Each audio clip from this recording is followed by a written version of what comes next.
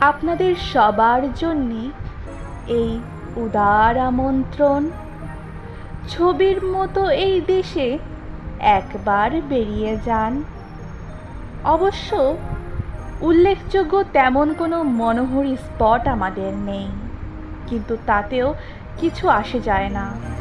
আপনার স্ফীত সঞ্চয় থেকে উপচে পড়া ডলার, মার্ক কিংবা স্টার্লিংয়ের বিনিময়ে যা পাবেন ডাল্লাস অথবা মেসফিস অথবা ক্যালিফোর্নিয়া, তার তুলনায় শিশুতোষ।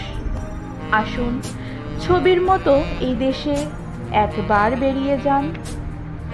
রঙের এমন ব্যবহার, বিষয়ের এমন তীব্রতা আপনি কোনো শিল্পীর কাজে পাবেন না। বস্তুত শিল্প মানেই নকল নয় কি? অথচ দেখুন, এই বিশাল ছবির জন্য ব্যবহৃত সব উপকরণ অকৃত্রিম।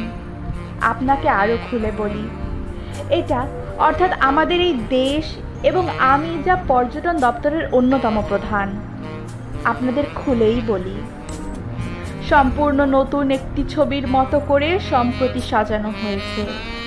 খাঁটি আর্য বংশোদ্ভূত শিল্পীর কঠোর তত্ত্বাবধানে ৩০ লক্ষ কারিগর দীর্ঘ ৯টি মাস পরিশ্রম করে বানিয়েছেন এই ছবি। এখনো অনেক জায়গায় রং কাঁচা, কিন্তু কি আশ্চর্য গাঢ় রং দেখেছেন? ভ্যান গগ যিনি আকাশ থেকে নীল আর শস্য থেকে সোনালি তুলে এনে ব্যবহার করতেন, কখনো শপথ করে বলতে পারি এমন গাঢ়তা দেখেননি। আর দেখুন, এই যেন নরমুণ্ডের ক্রমাগত ব্যবহার, এর ভেতরেও একটা গভীর সাজেশন।